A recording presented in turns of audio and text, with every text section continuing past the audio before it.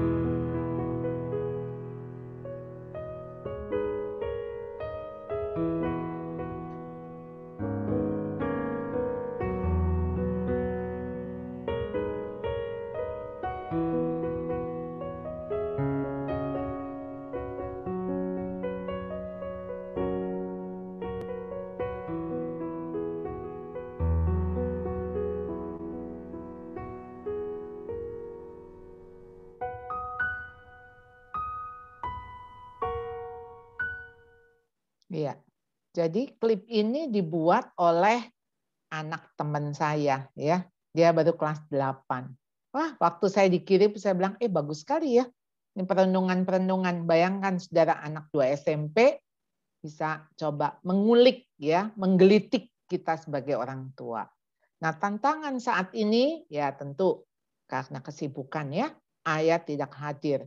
Tidak hadir itu bukan artinya tidak ada. Ya, tidak hadir itu soal presence. Bisa dia ada di rumah, tapi dia tidak hadir.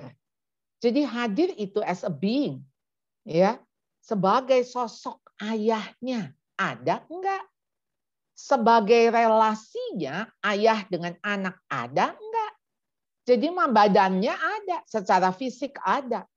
Tetapi kehadirannya tidak dirasakan di dalam hidup anak. Soal kehadiran berarti soal connecting. Ada hubungan enggak? Nah, ketika ayah enggak hadir, ibu kewalahan ya, kerja juga, ngurus anak juga, beresin rumah juga, kebayanglah ya. Gimana anak ya?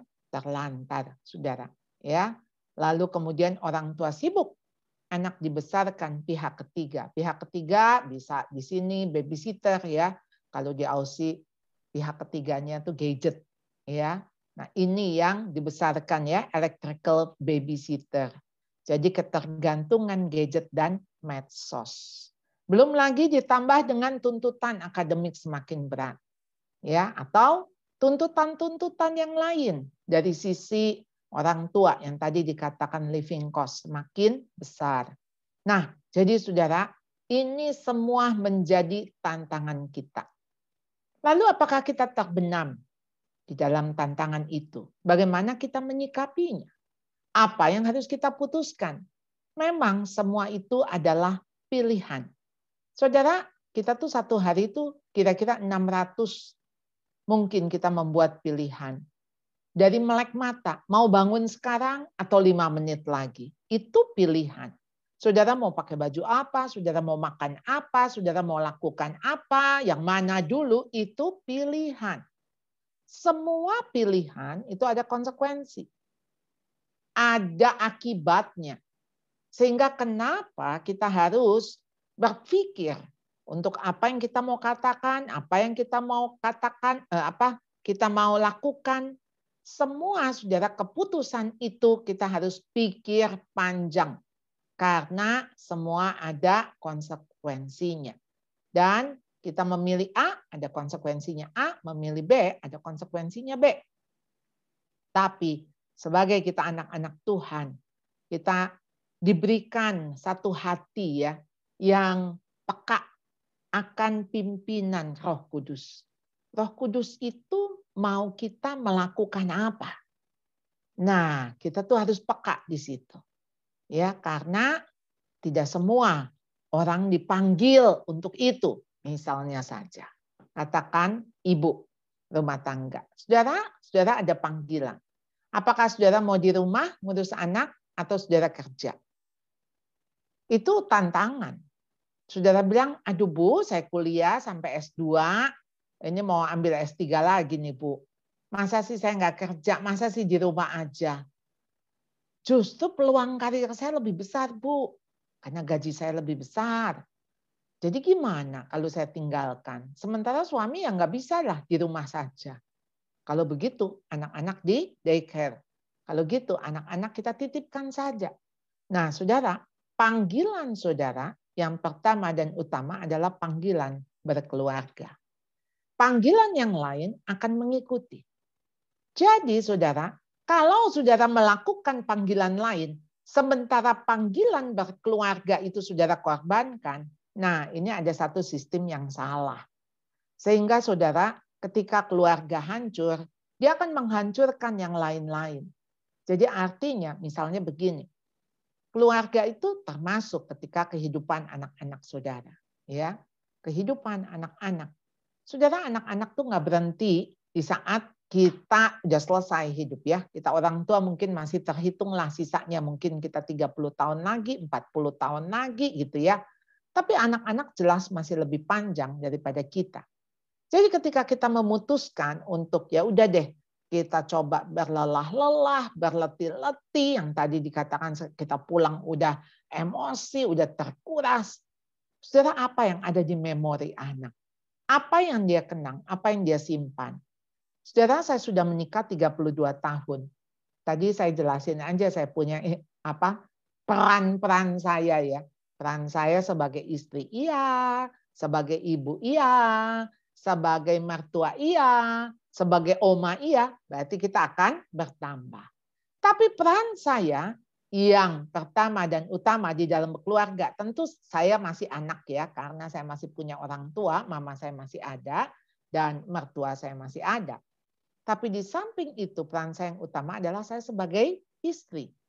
Jadi waktu sebagai istri itu karena sebelum peran-peran yang lain, istrilah yang pertama kan. Waktu jadi istri maka saya bisa jadi ibu. Karena saya sudah jadi ibu, maka ketika anak saya menikah, saya bisa jadi mertua. Dan saya bisa jadi oma ketika anak dan mantu saya dikaruniai anak. Tapi saudara, ujungnya di mana? Ketika saya menjadi istri. Ketika saya menjadi istri yang baik, saya baru bisa jadi ibu yang baik. Kalau saya jadi ibu yang baik, saya baru bisa jadi mertua yang baik. Kalau saya jadi mertua yang baik, saya baru bisa jadi oma yang baik. Tanpa itu semua, itu akan kacau. Ya. Nah, jadi saudara, masalah dan konflik itu normal ada di dalam kehidupan berkeluarga. Ya. Jadi melarikan diri, menyibukkan diri, nah itu yang bisa fatal. Jadi saudara, masalah ada untuk apa sih? Membuat kita bertumbuh. Katanya gini, masalah itu sebetulnya singkatan dari masanya Allah. Waktunya Allah, oke. Waktunya Allah untuk apa? Untuk menumbuhkan kita. Konflik ada untuk apa sih? Menghaluskan pinggir-pinggir yang tajam, yang kasar. Kayak amplas, saudara. Jadi konflik itu untuk mengamplas kita.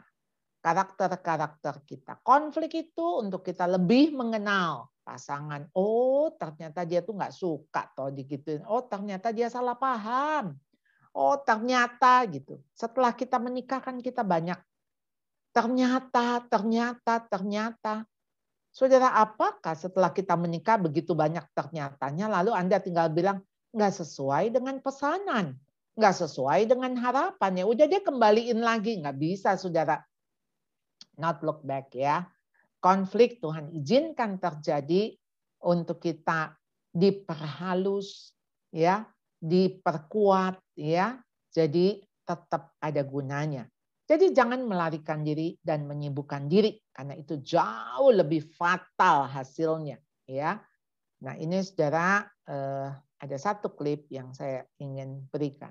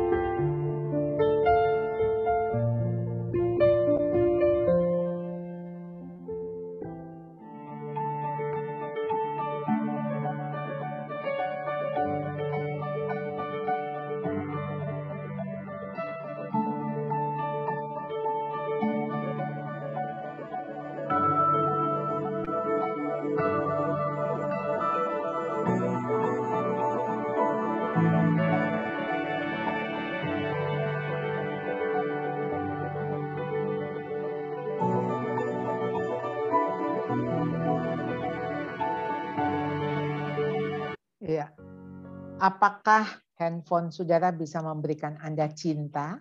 Ya, bicaralah dengan orang yang Anda cintai, maka dia akan kembali mencintai Anda. Kalau dia merasa dicintai, dia pasti mencintai Anda. Saudara, kita menjadi orang tua now, ya. Kita nggak mungkin bisa kembali kepada yang past, ya. Diri orang tua jauh lebih penting daripada kata-katanya. Artinya presence, kehadiran kita itu jauh lebih penting daripada nasihat-nasihat kita, ya, mungkin petuah-petuah yang kita berikan. Nah, jadi saudara, saya mengarang sebuah buku, ya, judulnya Stop, Learning to Stop, ya, Learning to Stop. Jadi belajar berhenti. Berhenti untuk apa? Jadi orang tua. Bagaimana bisa berhenti? Oh no, Anda secara status sebagai orang tua, Anda tetap jadi orang tua. Tapi Anda berubah fungsi menjadi sahabat. Jadi bukan sebagai orang tua secara peran. Peran Anda mesti berubah menjadi sahabat. Orang tua yang sibuk bekerja saat ini akan jauh lebih sibuk dan kehabisan energi ketika kelak anak-anaknya bermasalah. Saudara, ini harus dicamkan, ya.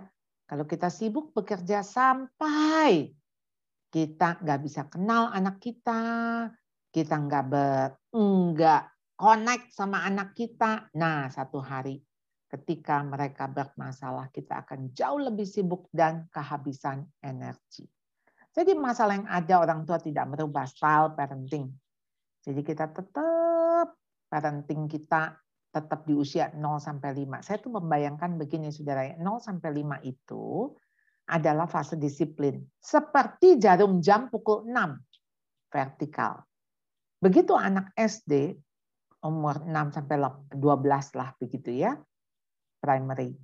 Itu berubah jarum jamnya jam 7:05. Begitu dia SMP SMA, berubah lagi jam 8:10. Anda lihat ya jam 8:10 kira-kira ya garisnya kayak apa. Nah, di atas 18 tahun sudah garis horizontal jam 9:15. Jadi saudara, dari vertikal berubah menjadi horizontal. Harus berubah karena anak-anak kita juga berubah. Jadi masalah yang ada kalau kita nggak belajar memahami anak yang terus berubah dan mengalami perkembangan dari waktu ke waktu. Jangan sampai Anda terkejut-kejut. Loh kok kayak gini? Anda lupa. Dia udah makin besar. Dia berbeda dari yang sebelumnya.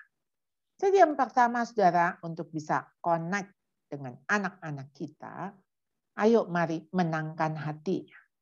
Win their hearts. Anda perlu memenangkan hati anak. Kenapa? Karena memenangkan hati itu bukan menyenangkan hati, saudara. Ya, ketika saudara memenangkan hati, justru saudara dapetin kasih, sayangnya, kekagumannya dari anak saudara. Itu namanya memenangkan hati. Jadi saudara, ketika saudara memenangkan hati, mungkin dengan cara saudara mengalah. Bagaimana saudara memenangkan hati istri? Nggak ada cara lain, ngalah aja deh, sorry aja gitu. Cuman kan untuk bisa sorry itu susah sekali. Sorry yang tulus ya, jadi bukan asal sorry ya. Tapi betul-betul punya kerendahan hati untuk menyadari, oh iya aku udah melukai kamu. Lepas daripada saudara punya maksud atau nggak punya maksud. Nggak punya maksud aja harus minta maaf, apalagi punya maksud menyakiti. Jadi saudara, kenapa relasi itu harus dijaga? Dengan apa? Dengan menangkan hati. Kita kalau menangin hati, saudara, apa sih yang nggak bisa diselesaikan? Apa sih yang nggak bisa dibikin jadi indah ya? Jadi saudara, nih yang namanya connect saudara ya. Not just contact, but connection. Saudara, di handphone kita kan banyak tuh contact number. Tapi nggak semua kita connect kan? Ada beberapa yang pasti kita bikin connection.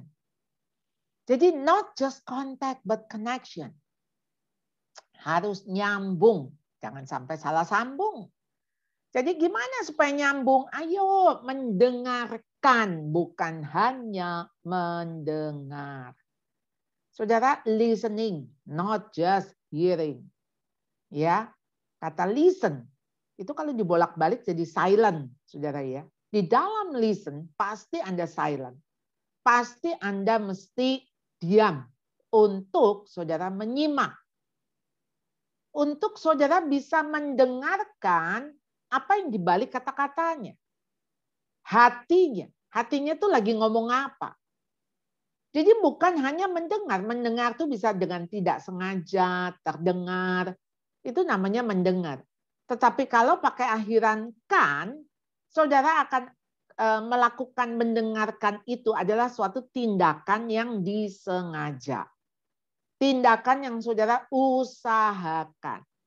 Ketika saudara mendengarkan, listening, saudara kalau di dalam bahasa Mandarinnya, huruf kanjinya itu think. Saya lupa ya, think itu kan ada beberapa nada. Tapi mendengarkan di situ hurufnya itu ada raja. Jadi di huruf kanji itu ada raja, wang. Jadi Anda tuh harus seperti ngedengerin raja ngomong. Ada kata satu, berarti saudara fokus. Ada kata mata, dan ada kata 10, jadi kalau saudara punya 10 mata, 10-10-nya saudara kasih. Lalu ada kata hati, ada kata telinga, wow. Satu huruf saudara tapi ingredients-nya banyak sekali. Jadi mendengarkan itu bukan dengan telinga saja, tetapi justru dengan hati. Saudara bisa mendengarkan apa yang dimaksud. Jadi bukan apa yang hanya saudara dengar. Ya, jadi apa sih intensinya? Ada intensi di balik itu. Ada maksud. Jadi saudara kalau istri saudara nih buka baju, lalu kemudian dia lihat-lihat bajunya, lalu dia ngomong gini, nggak punya baju nih. Anda jangan bilang gini, lah itu yang dipegang apa? Bukan baju. Kalau dia bilang, nggak punya baju, maksudnya nggak punya baju baru. Itu yang Anda harus dengar. Berarti apa maksudnya? Yuk kita keluar. Beli baju, cari baju baru. Wah pasti dia senang. Anda cuma tinggal bilang, ayo deh yuk kita pergi yuk cari baju. Ntar dia ngomong, gak usah pakai aja yang ada. Lalu saudara jangan bilang gini, lah tadi katanya gak punya baju. Lalu sekarang kok katanya gak usah pakai aja yang ada. Bingung nih aku. Saudara, memang itulah wanita. Saudara nggak usah bingung. Jadi ketika dia mengeluh nggak punya baju, itu sebetulnya hanya untuk dapat perhatian. Begitu saudara sudah memberi perhatian, itu cukup. Cukup bagi dia. Ya, asal Anda tahu bahwa baju dia tuh udah baju-baju lama semua. Tapi buat dia nggak masalah kok pakai baju lama. Jadi Anda jangan bilang, tadi ngomongnya begitu, mensla, pelin-pelan. Oh, sorry. Jangan Anda berpikir seperti itu. Jadi Anda mesti melihat jauh ke dalam hatinya. Kebutuhannya apa. Ya. Lalu ngobrol, bukan ngoceh. Ngomong, bukan ngotot.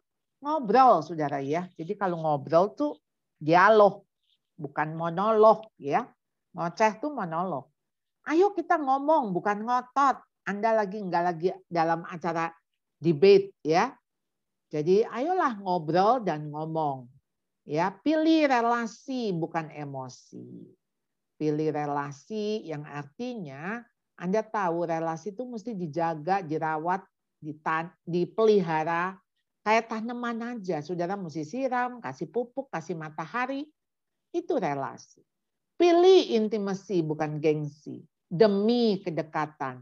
Aduh gengsi mah dibuang aja ya. Jangan kita pelihara itu gengsi ya. Nggak ada gunanya juga.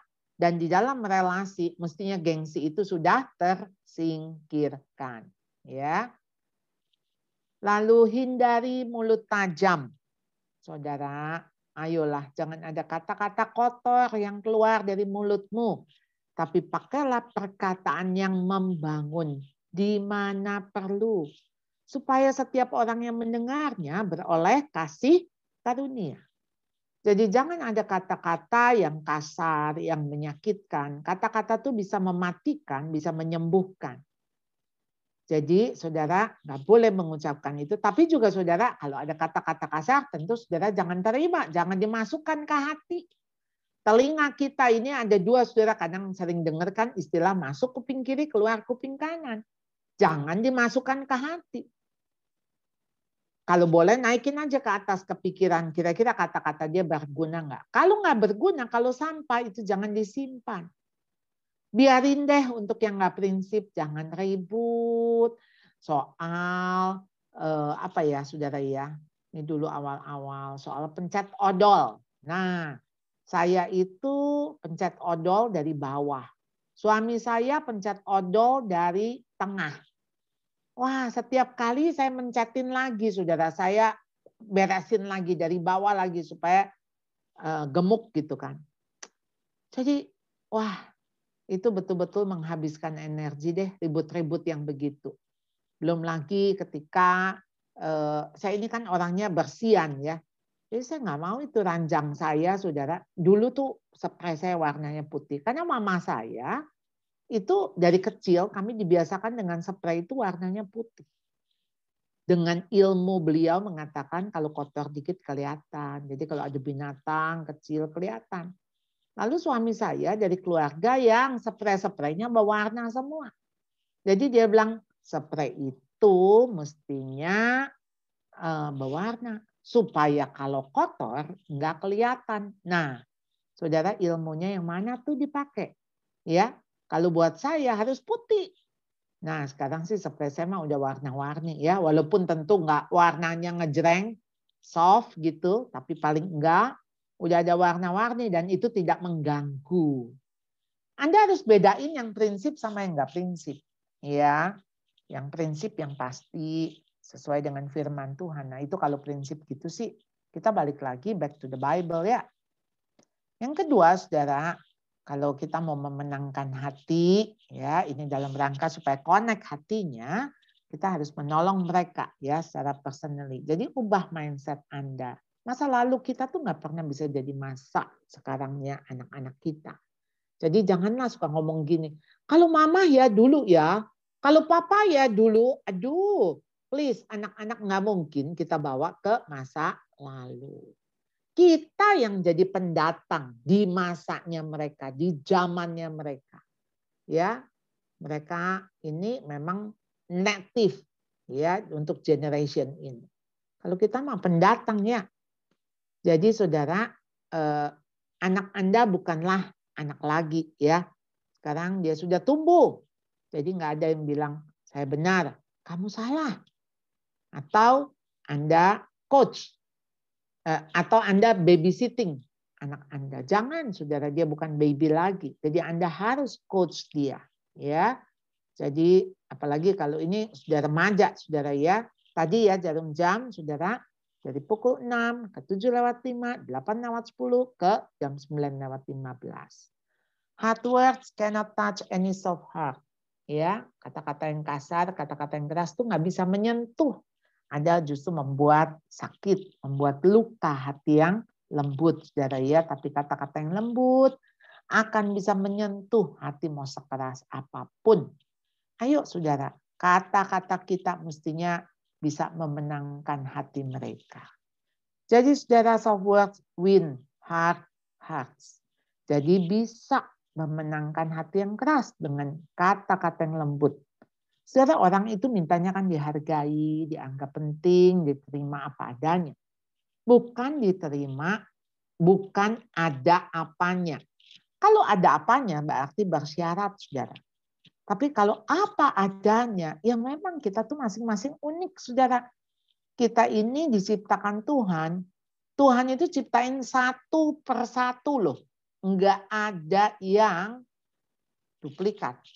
Ya, begitu kreatifnya Tuhan. Nah, begitu uniknya kita di one and the only, ya udah seperti itu.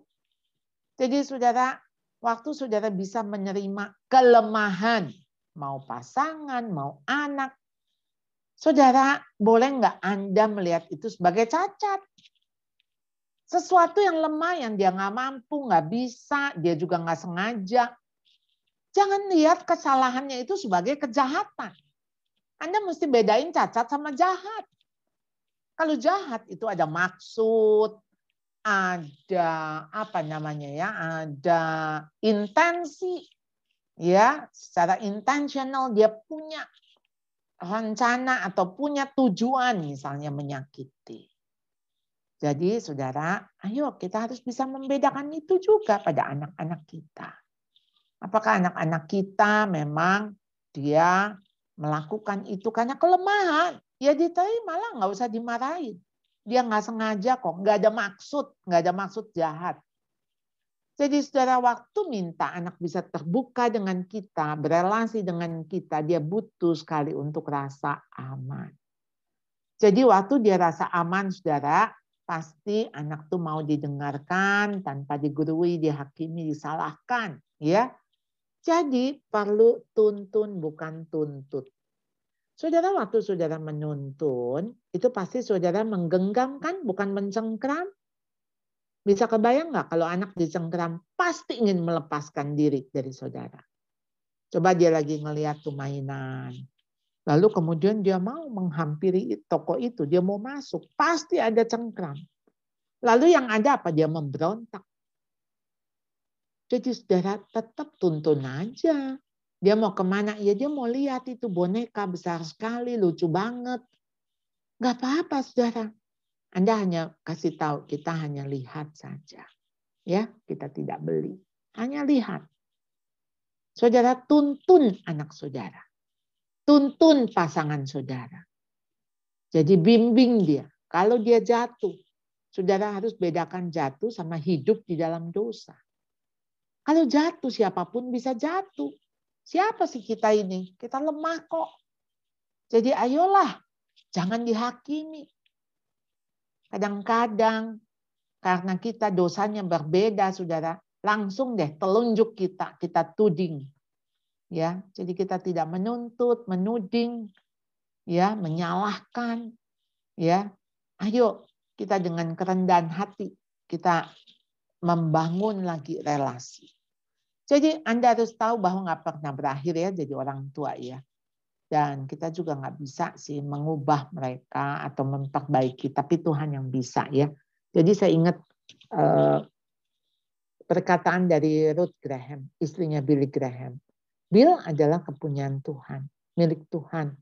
Tugas Tuhan memperbaikinya, tugas aku mengasihinya. Jadi dia mengatakan, aku nggak bisa memperbaiki Bill, tapi aku bisa mengasihinya. Saudara-saudara nggak bisa memperbaiki pasangan. Yang saudara bisa perbaiki, yang saudara bisa rubah, diri sendiri. Kalau diri saudara berubah, pasti pasangan juga akan berubah. Ya, Tuhan bisa mengubah segala sesuatu dan stoplah untuk menyalahkan diri Anda. Ya, jadi Anda hanya perlu untuk memaafkan. Waktu saudara memaafkan, apakah perlu orang itu minta maaf? Nggak perlu, saudara. Karena dosa dia juga Tuhan sudah ampuni. Ketika Tuhan bilang ampunilah mereka, sebab mereka tidak tahu apa yang mereka perbuat. Dan Tuhan bilang, it's finished. Sudah selesai. Sudah selesai artinya, selesailah dosa kita, dosa orang lain. Tuhan dia tanggung itu di kayu salib. Jadi ketika Tuhan mengatakan, ampunilah mereka, sebab mereka tidak tahu apa yang mereka perbuat. Waktu saudara mengampuni, itu dalam rangka hubungan saudara sama Tuhan. Saudara mentaati firman Tuhan. Saudara, Tuhan itu memerintahkan kepada kita hal-hal apa yang harus kita taati, yang harus kita lakukan. Jadi saudara, ketika Tuhan mau kita mengampuni, kita mengampuni. Sebagaimana Allah sudah mengampuni kita. Jadi kalau Tuhan memerintahkan mengasihi, ya udah kita harus mengasihi. Lalu Anda bilang, tapi saya nggak suka. Ya Anda harus mengasihi sekalipun tidak suka. Karena apa? Karena perintah. Perintah itu mesti dilakukan. Jadi saudara, hanya satu Bapak yang sempurna, itu Bapak surgawi. Ya, mari saudara kita menangkan hati anak kita dengan mendeklar dan mendemonstrasikan kasih sayang Tuhan terlebih dulu. Karena kalau anak sudah melihat, anak bisa merasakan, pasangan kita juga bisa merasakan kasih Tuhan yang ada di dalam diri saudara, wah itu akan seperti efek domino ya. Akan terus berubah. Saudara, saya ingat doanya Hana ya. Ketika dia minta Samuel, ya dia minta anak ya. Di situ ada Imam Eli. Imam Eli bilang, aduh kamu tuh sampai mabuk ya. Lalu Hana bilang, saya bukan mabuk. Ini saya doa. Ya, komat kamit. Sambil nangis. Saudara. Dan ketika Tuhan mengaruniai dia anak. Tuhan mengingatnya. Dan memberi dia anak. Lalu apa di situ dikatakan, for this child I have prayed. Ini ketika Hana mengantar Samuel ke Bait Allah. Umur 3 tahun. Dia serahkan. Jadi saudara, anak ini aku minta dari Tuhan dan Tuhan mengaruniakan apa yang menjadi keinginan hatiku. Jadi I asked the Lord to give me this boy and he has granted my request. Now I'm giving him to the Lord. Jadi sekarang saya akan menyerahkan anak saya kembali kepada Tuhan dan dia akan menjadi milik Tuhan seumur hidupnya. Maukah saudara mempersembahkan anak-anak saudara? Semua anak saudara itu dari Tuhan. Pemiliknya siapa? Tuhan. Dia menitipkan kepada saudara. Jadi kalau dia menitipkan, tuh anak mau jadi apa ya terserah yang nitipin. Tetapi waktu saudara dititipkan, saudara mesti tanggung jawab. Saudara pelihara dia enggak? Ajarin dia enggak? Mesti bagaimana, mesti begitu. Nah saudara, apakah kita sudah melakukan peran kita seperti yang Tuhan mau? Sisanya mah Tuhan. Tuhan yang akan melakukan untuk anak-anak kita. Saudara nggak usah khawatir. Dia masih berdosa saja Tuhan sudah datang ke dunia untuk menghapus dosanya. Apalagi ketika dia mengasihi Tuhan. Pasti Tuhan lebih sayang. Jadi it's never too late for a miracle. It's never too late to start over. It's never too late to start believing. Ya. Ini ada satu klip. ปุยฝ้ายคือความมหัศจรรย์แรกในชีวิตผม วันแรกที่เห็นเธอผมสัญญากับตัวเองว่าผมจะรักและดูแลเธอตลอดไป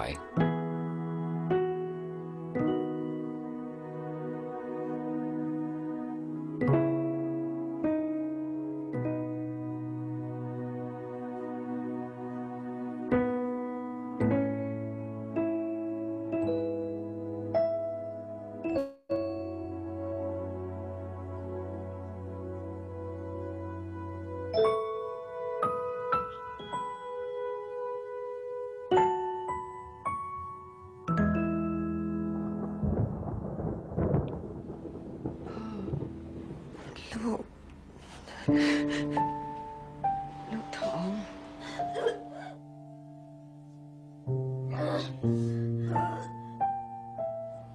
พ่อใจเย็นๆนะ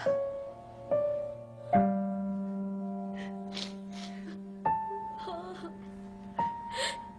หนูขอโทษ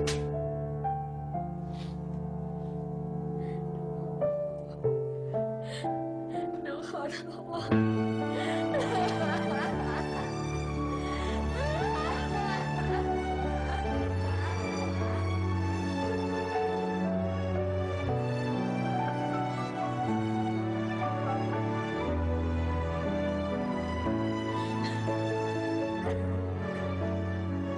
รักลูกพ่อจะรักลูกของลูกด้วย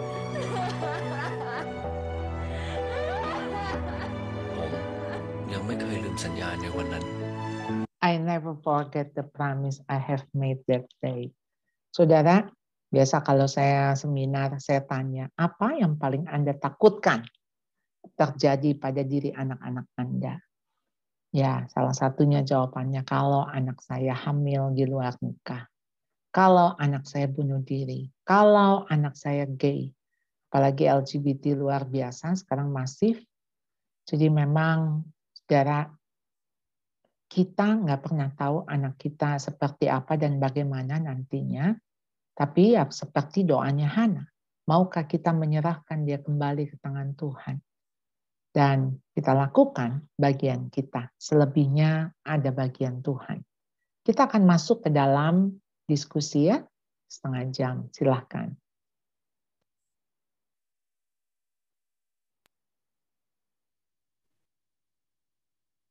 Ya, silakan teman-teman kalau ada yang mau bertanya, bisa angkat tangan, bisa raise hand di reactions di bawah. Ini udah ada satu pertanyaan tadi. Boleh tahu source clip yang barusan ini yang tentang smartphone? Aduh, saya mesti cari lagi ya source-nya ya. Tapi mestinya sih ada ya. Nanti saya kirimin aja kali ya. Coba ya. Oh iya, oke. Kayaknya sih ada, mestinya sih. Maksudnya karena anak saya yang cari ya. Jadi ini kan saya gaptek. Jadi biasa kalau urusan begini-gini, ambil klip, itu saya minta anak saya tuh. Ya, Iya. Oke. Yang I Wish ya, judulnya I Wish kalau nggak salah. Judul yang itu kan, yang Tentang anaknya yang dia tulis, dia mau jadi smartphone. Ya jangan sampai ya anak-anak kita cita-citanya jadi smartphone. Karena smartphone-nya lebih disayang sama orang tuanya daripada dia. Ada pertanyaan? Silakan. Kalau nggak ada nggak apa-apa ya, nggak usah diada-adain ya. Saya lemparkan pertanyaan ya Bu ya. Boleh. Untuk membangun hubungan tadi pastinya tentu bahan dasar utamanya pasti masalah waktu. Pertanyaan saya mungkin lebih ke arah bagaimana kalau dalam keluarga waktu itu menjadi sangat langka. Seandainya seperti yang tadi kita sudah sempat singgung ya Bu ya, orang tua harus kerja long hours, ekstrim lah anggaplah, jadi waktu itu sangat minimal. Bagaimana, dan tentunya ini kan membedakan lagi, oke kalau waktu tidak banyak, seberapa yang kita bisa maksimal kuantitas versus kualitas. Bagaimana ya Bu ya untuk men-tackle challenge itu misalnya? Jadi sebetulnya bukan soal kualitas, bukan soal kuantitas. Buat apa Anda ada di rumah kalau Anda juga marah-marah, ngoceh-ngoceh, ngomel-ngomel. Jadi sebetulnya apakah waktu yang dihabiskan atau waktu yang dilewatkan itu membangun hubungan enggak? Jadi sasarannya adalah relationship. Sarananya adalah waktu. Sarana, waktu tuh. Nah, waktu tuh masalahnya gini ya. Presiden Jokowi dikasih Tuhan waktu 24 jam. Pengemis di pinggir jalan dikasih waktu 24 jam. Kita semua sama. Dikasih 24 jam. Yang Tuhan mau kita manage waktu. Jadi makanya Tuhan ingatkan hari-hari ini jahat ya. Jadi makanya kenapa kita harus waktu itu tuh mesti kita selamatkan ya. Jadi artinya Anda mesti pakai waktu ini. Waktu yang ada. Nah, jadi kan itu timbang-timbang. Kalau Anda sampai maksudnya nih sibuk setengah mati. Intinya Anda tahu itu ada batasnya kapan. Jadi nggak boleh yang selama-lamanya. Jadi misalnya begini. Ini Anda lagi ambil studi doktoral misalnya. Mau nggak mau kan itu jumpalitan lah. Udah studi juga, sambil kerja juga, anak juga gitu loh. Tapi kan Anda tahu ada batasnya. Jadi artinya setelah selesai saya studi, ya mestinya sih kapok deh gitu, masa ambil lagi studi S4 gitu kan. Nah jadi intinya Anda tahu batas. Jadi kalau misalnya ini ada project, ini project habis-habisan, tapi kita tahu ini sibuknya 2 bulan. Selesai project, udah. Jadi nggak boleh yang begini, sibuk ini sampai kapan? Udah sampai kapan ya? Aduh kayaknya selama-lamanya. Kayaknya Anda mesti mikir deh. Hidup nih pilihan loh. Masa anak sampai nggak kenal bapaknya siapa gitu ya. Jadi intinya gini, kita memilih untuk apa ya. Saya sih kalau bisa saya rewind hidup saya ya. Saya rewind tuh, saya kan dulu sibuk banget juga karena saya bikin sekolah gitu ya. Suami saya studi gitu kan. Wah saya kebayang sih dulu ya. Saya pikir-pikir aduh kok bisa lewat juga tuh ya. Anak masih kecil-kecil. Saya juga sekolah. Jadi itu bayangin ya kita serumah sekolah semua. Saya sekolah, suami saya sekolah, anak 3 sekolah gitu. Aduh apa enggak. Ya maksudnya sekolah sambil kerja, saya sambil mengelola sekolah juga kan. Saya ambil S2, wah itu juga sampai kesendat-sendat sih, 11 tahun baru selesai, 7 tahun saya tidur. Suami saya juga kan ambil spesialis, setelah ambil spesialis ambil lagi subspesialis.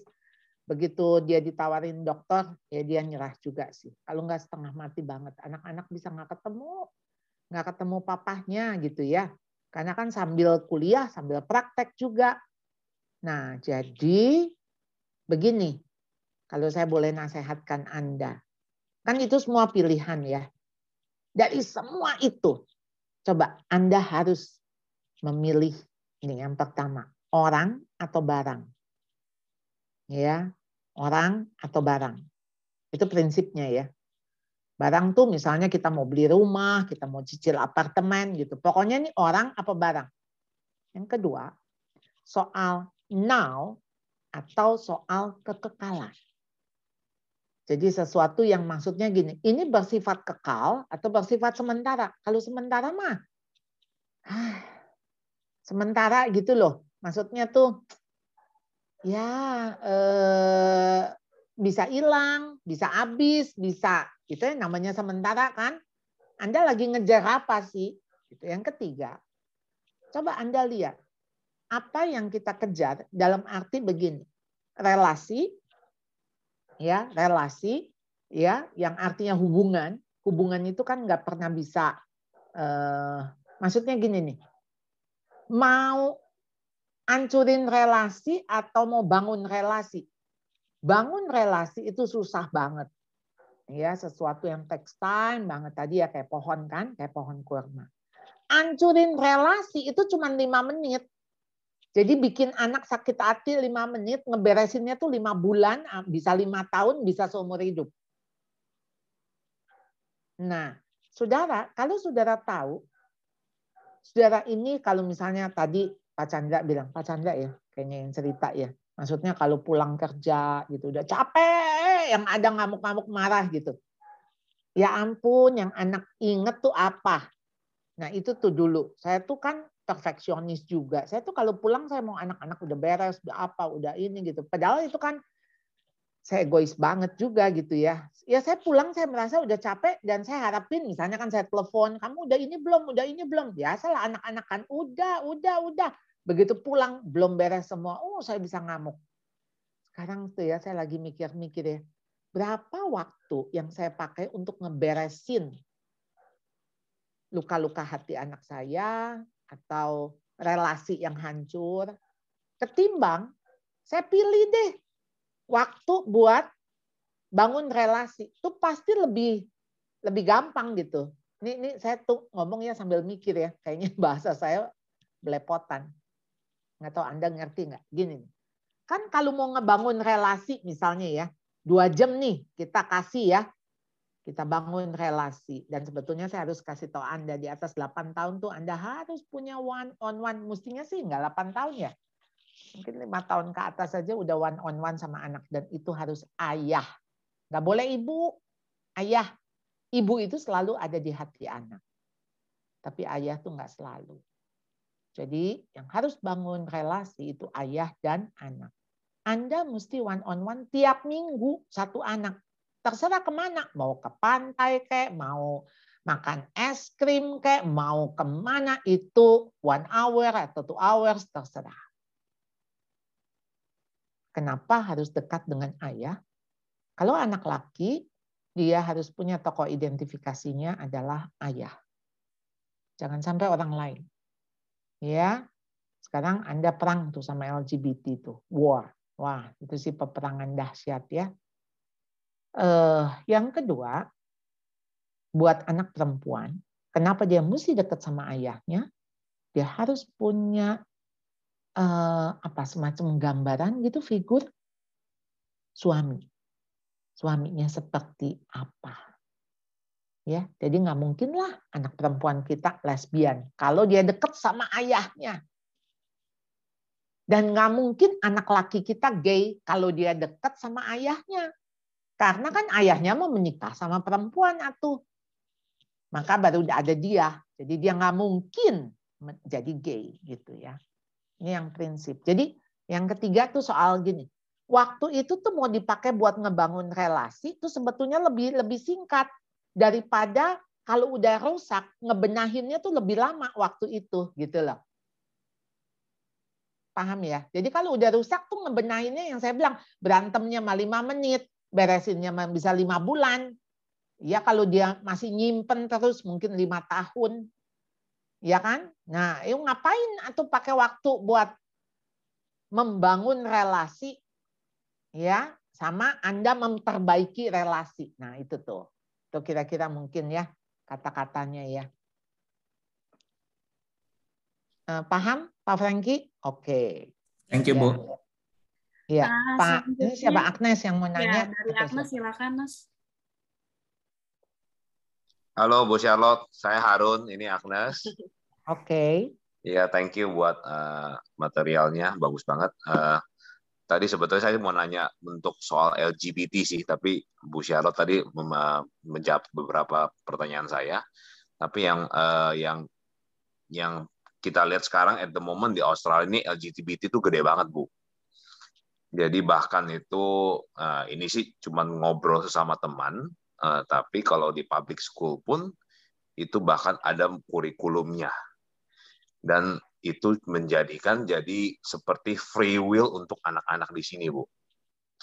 Jadi ini udah bukan jadi pilihan, anak-anak tuh bisa pilihan untuk menentukan identitas diri mereka masing-masing. Nah, yang pertanyaan saya, Bu, tadi sih Ibu Sadat udah ngomong sih, jadi maksudnya peran ayah itu penting banget buat anak cowok dan anak cewek. Maksudnya ada kira-kira apa lagi, Bu, ya kita mencegah lah hal-hal seperti ini gitu loh ke depannya, Bu.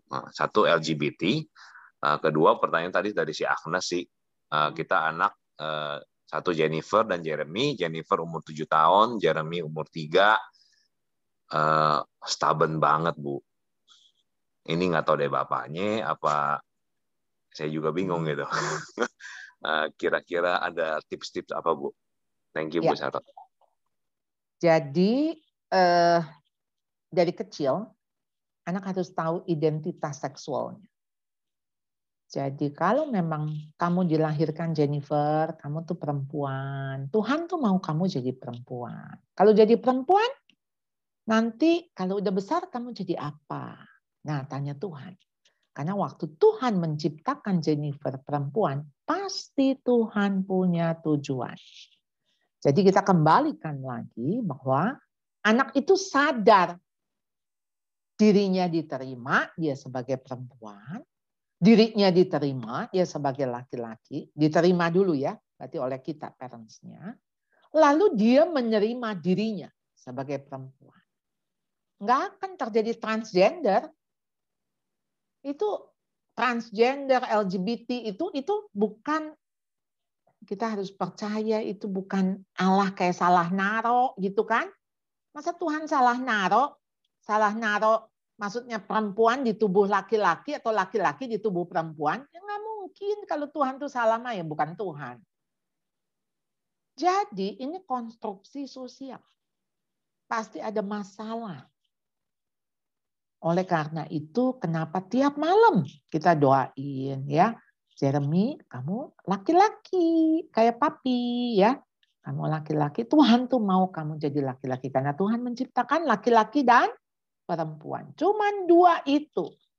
Makanya kenapa melalui relasi perempuan dan laki-laki ketika Tuhan memberkati mereka bisa memiliki keturunan, beranak cucu.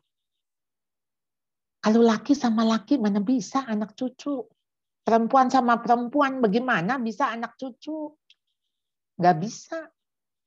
Saudara yang di London yang baru-baru ini yang transgendernya satu laki jadi perempuan, yang satu perempuan jadi laki, menikah tuh. Jadi waktu mereka menikah, yang si laki jadi perempuan, ya itu kan jadi dia punya spermanya. Lalu kayak bayi tabung lah gitu ya. Jadi sama sel telurnya si yang perempuan jadi laki.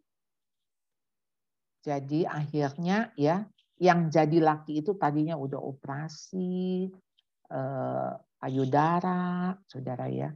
Jadi akhirnya dimasukkanlah ke ke bagian itu ya, maksudnya ke kandungannya tuh. Jadi dibiarkan pakai cara bayi tabung dimasukin. Jadi itu suami hamil. Kebayang nggak sih? Suami hamil, laki-lakinya jadi hamil. Tuh anak tuh kalau lahir tuh manggil papanya ke siapa, manggil mamahnya ke siapa. Bingung kan? Kan yang mengandung dia tuh kan jadi si papah kan. Maksudnya si papah tuh.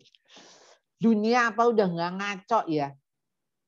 Di Kanada, di Amerika sih yang sekarang juga masif banget. Karena baru-baru ini saya dengar, jadi gini, kan memang udah ada tuh form-form. Saya nggak tahu di Aussie udah ada belum.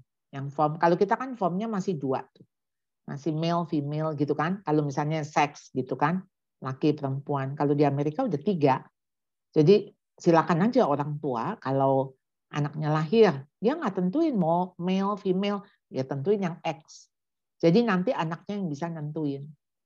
Kalau udah besar, terserah dia mau jadi laki, jadi perempuan. Itu kan jelas melawan Tuhan. Lalu gimana caranya? Dalam seminggu sekali, ini orang tua bisa mengizinkan anak ini mau jadi apa. Jadi misalnya nih anak laki. Jadi sehari itu tuh dia bisa pakai baju perempuan. Bisa dandan kayak perempuan. Dan itu boleh. Diizinkan. Kebayang nggak coba? Ini manusia tuh kalau udah mau jadi dirinya sendiri, Tuhan atas hidupnya gitu ya, Tuhan atas dirinya, menjadikan dirinya Tuhan. Kan Tuhan bilang jangan ada padaku ilah lain di hadapanmu gitu ya. Jangan ada ilah lain di hadapanku kata Tuhan ya. Jadi ya kalau kita mau jadi ilah, mau jadi Tuhan, nah ya kacaulah seperti sekarang ini gitu. Jadi identitas seksual anak itu mesti jelas. Lalu mengenai anak Pak Harun yang stubborn, ya, saudara Anda tuh harus ngelihatnya begini ya, stubborn itu stubborn atau strong-willed. Jadi kalau dia keras kepala, itu biasanya ada pada anak-anak yang tidak mau taat. Kenapa dia tidak mau taat? Karena hatinya keras. Jadi bukan keras kepala ya, bukan kepalanya yang keras, tapi hatinya keras. Kenapa hatinya bisa keras? Nah yaitu karena semua kita turutin. Nggak ada loh anak tuh lahir manja, yang ada dimanjakan. Jadi itu kita nggak bisa lihat gini, ini bayi ya kayaknya dia gedenya manja loh, nggak ada. Itu hasil dari atau produk dari sebuah style parenting. Jadi Anda memanjakan. Atau anak itu strong-willed. Jadi anak strong-willed tuh memang kemauannya itu kalau dia punya lagu theme song-nya ya itu ya maju tak gentar gitu. Jadi wah semua pokoknya kalau udah mau. Nah, bagusnya apa? Berarti dia tekun. Dia menjadi anak yang tekun. Dia dikasih siapa tuh strong-willed? Saya tipe strong-willed ya karena kolerik. Jadi orang-orang kolerik itu memang orang-orang yang kalau ada tujuan, apalagi dia yakin gitu, tujuan itu ya dia mau capai. Nah, mau apa juga dia akan berusaha. Nah, saudara, justru di saat-saat anak umur saudara 3 tahun, hati yang taat itu harus dididik. Jadi sekarang kan masalahnya begini aja ya, kan 2 macam tuh. Satu, yang pertama, misalnya dia mau permen, tapi kita nggak kasih. Ya jangan kasih. Nangis nggak apa-apa. Kalau dia ingin, nah keinginannya kan dia pokoknya akan ngotot. Dari mulai ngerayu, sampai ngamuk, sampai guling-gulingan. Ya saudara tetap firm. Ya, tetap konsisten. No, tetap no, jangan jadi yes. Yang kedua, bisa modelnya begini, dia nggak mau, tapi kita suruh. Jadi misalnya nggak mau mandi, nggak mau tidur, ya. Nah, gimana caranya? Ya Anda konsisten, tetap aja lampunya matiin, kita semua belaga tidur, dia masih ini gelap-gelap. Jangan diladenin. Saudara, anak strong will, dia hanya perlu batasan. Kalau saudara nggak punya batasan, saudara nggak konsisten, ya siap-siaplah Anda dimanipulasi, dikerjain sama anak, itu intinya. Ya. Jadi tenang aja, tenang. Wah, memang dia bisa ngamuk Bombay. Ya, nggak apa-apa. Ya, Anda kalau ada di mall, Anda di ini tinggal bawa aja pulang. Udah. Dia mau guling-gulingan, Anda jangan kalah dengan ngamuknya dia, dengan tantrumnya dia. Tapi Anda jangan tinggalin. Anda juga jangan tantrum, ikut-ikutan tantrum. Dia ngamuk, Anda ngamuk. Ya jangan dong. Dia ngamuk, itu persoalan dia. Itu masalah dia. Justru Anda yang ada di sampingnya. Tetap jangan tinggalin. Anak ngamuk tuh jangan ditinggal ya. Karena dia sebetulnya lagi frustasi. Dia frustasi dengan dirinya. Aduh, berbahagia sekali punya anak flegmatik. Saya punya suami flegmatik, jadi saya punya beberapa anak flegmatik. Anak flegmatik tuh gini, ini nggak boleh, nggak apa-apa, yang ini nggak boleh, nggak apa-apa juga gitu. Wah, dunia tuh indah banget buat mereka. Tapi mau nyuruh anak flegmatik juga nggak gampang, karena buat dia mah 6. Puji Tuhan loh, Mam, udah bersyukur bisa dapat 6. Ya udah, kadang-kadang diciptakan oleh Tuhan yang flegmatik nggak apa-apa juga lah, udah. Ya, dunia jadi slow. Hidup dengan orang flegmatik, dunia jadi jauh lebih indah, ya. Oke, the last question ya. Iya. Chandra atau ini Iya, yang mau Chandra. tanya, Julie. Iya, Bu. Saya notice, Bu, kan prinsip tadi yang di-share, Bu, itu win the heart dan change mindset dari orang tuanya ya, Bu ya. Ini prinsip yang bagus sekali, Bu, memang. Cuman ada juga yang terjadi di lapangan. Masalahnya kalau misalkan prinsipnya satu sama, Bu, yang suami dan yang istri. Bagaimana dengan suami istri yang punya prinsip yang berbeda, Bu? Oke. Iya. Ya, saya jawab ya. Ya. Jadi satu bawa bendera biru, satu bawa bendera kuning. Kalau jadinya keluar bendera hijau nggak apa-apa, ya. Tapi kalau yang satu ngotot tetap biru, yang satu ngotot tetap kuning, yang biru itu punya suami, yang kuning itu punya istri, Tuhan itu sudah kasih rules. Rules-nya apa? Hai istri-istri, tunduklah kepada suamimu. Karena suami kepala dari istri. Siapa kepala dari laki-laki? 1 Korintus 11. Adalah Allah, Kristus. Kristus kepala dari laki-laki, laki-laki kepala daripada wanita. Jadi ketika suami adalah kepala daripada istri, dan hai istri-istri, tunduklah kepada suamimu seperti kepada Tuhan. Jadi gini, Anda harus tunduk kepada suami yang tunduk sama Tuhan. Jadi kalau suami udah linier, ya garisnya udah lurusnya sama Tuhan, ikutin aja, udah nggak usah repot. Ya, prinsipnya sih di situ. Jadi waktu ini anak saya sama mantu saya ya, waktu mereka lagi ada di Papua, mantu saya bisa telepon saya begini, dia bilang, Mam, aku kan, mereka dua-duanya dokter, aku kan mau ke bagian anak, dia bilang.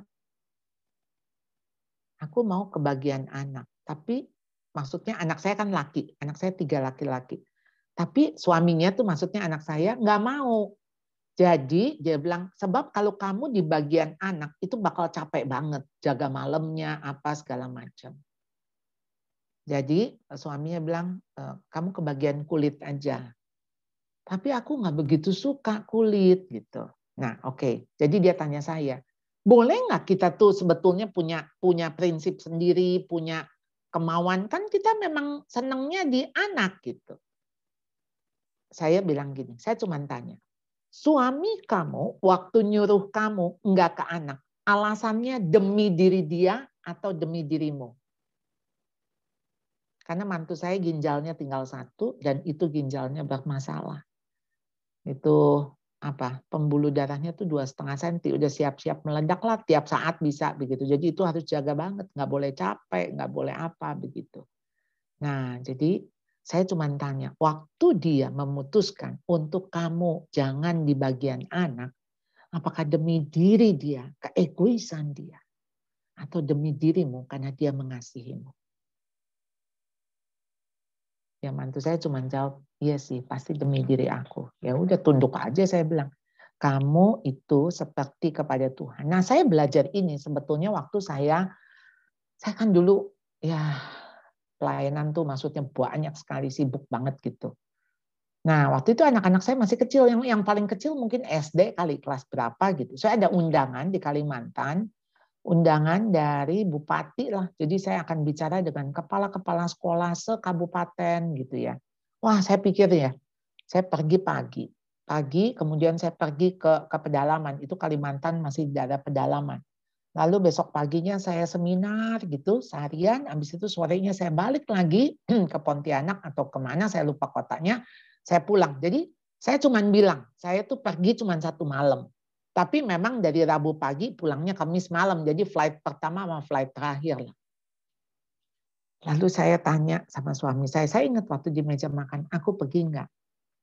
Ini kesempatan ya, bisa bicara di depan kepala-kepala sekolah. Dan saya lagi pikir nih, ini kalau saya mengubah kepala sekolah, saya akan mengubah guru-guru, saya akan mengubah siswa-siswa gitu kan. Ini kan pandangan saya nih. Lalu suami saya cuma bilang gini, tanya aja sama anak. Udah gitu anak saya jawab gini lagi yang kecil. Kan mami udah keluar terus, mami sibuk. Dengan polosnya pas itu anak. Saya jengkel banget tuh sama suami saya.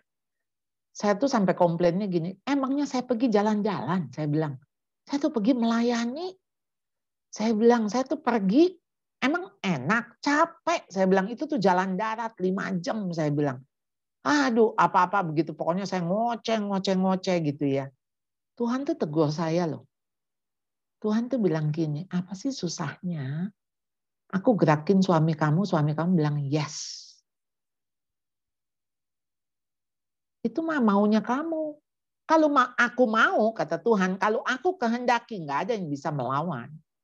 Kalau aku kehendaki, pasti suami kamu, maksudnya pasti Tuhan akan gerakin gitu loh. Nah, jadi sejak itu ya berarti udah belasan tahun tuh. Anak saya yang kecil aja udah 26 tahun. Sejak itu saya itu bisa begini. Pap, ini aku diundang nih. Waktu itu yang minta saya ingat tuh, Perth itu udah minta setahun. Nah kan kalau ke Perth kan nggak bisa, cuman sehari 2 hari. Bisa berhari-hari, bisa seminggu gitu ya. Saya tanya, boleh nggak? Ya nanti aja. Oke, saya udah tahu kalau jawaban nanti aja. Jadi saya balas, maaf ya Pak, mungkin next time.